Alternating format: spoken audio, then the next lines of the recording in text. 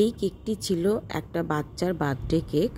আর কেকটির বোর্ডের সাইজ ছিল 12x12 inch. আর আমি 10x10 ইঞ্চের মধ্যে প্রথমে একটা কেক বেক করে নিয়েছি, পরে আরেকটা ছোট করে বেক করে নিয়ে এরকম তার সঙ্গে অ্যাটাচ করে স্কোয়ার বানিয়ে নিয়েছি, যেহেতু আমার কাছে স্কোয়ার মোল্ড ছিল না। আগের দিন রাতে আমি ক্রাম কোট করে ফ্রিজে ঢুকিয়ে দিয়েছি। আর কেকটি ছিল একদম রিচ চকলেট ফ্লেভারের কেক।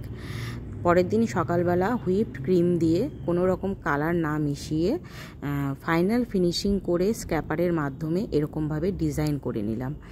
এবার সাইডে আমি ব্লু কালার দিয়ে বর্ডার বানিয়ে নেব।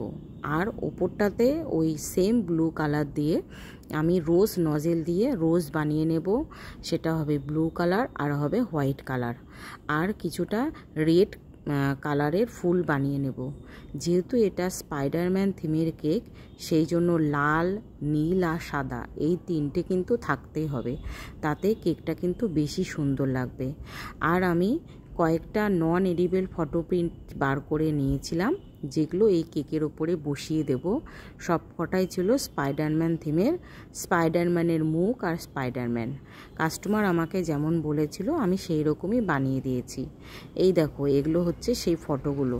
প্রিন্ট বার করে নিয়ে তারপরে কাটিং করে টুথপিকের মাধ্যমে আটকে কেকের ওপরে এক এক করে সুন্দর করে বসিয়ে দেব। কিছুটা সিলভার কালারের বল ছড়িয়ে দেব, একটা ট্যাগ বসিয়ে দেব, তাতে কেকটা কিন্তু আরও সুন্দর লাগবে দেখতে। তোমরাও যদি এরকম সুন্দর সুন্দর কেক নিতে চাও আমার থেকে, হোয়াটসঅ্যাপের মাধ্যমে যোগাযোগ করে অবশ্যই তোমাদের বিশেষ দিনটির জন্য অর্ডার কনফার্ম করতে পারো।